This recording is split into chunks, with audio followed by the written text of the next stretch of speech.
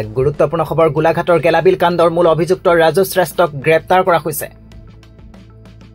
বৰ্তমানেও পলাতক আন দুই অভিযুক্ত শশাংক শ্ৰেষ্ঠ আৰু ৰঞ্জিত শ্ৰেষ্ঠ বৰপথাৰ আৰক্ষীয়ে গ্ৰেপ্তাৰ কৰিছে ৰাজু শ্ৰেষ্ঠক দুই যুৱকক নিৰ্মমভাৱে প্ৰহাৰ কৰাৰ ঘটনাই জুকাৰি গৈছিল সমগ্ৰ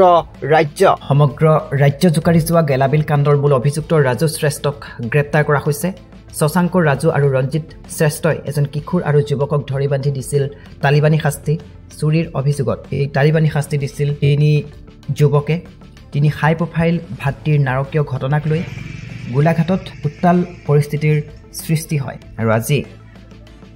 পুৱতি নিশা গ্ৰেপ্তাৰ কৰে সৰুপথাৰ কাণ্ডৰ গোলাঘাটৰ কাণ্ডৰ অন্যতম অভিযুক্ত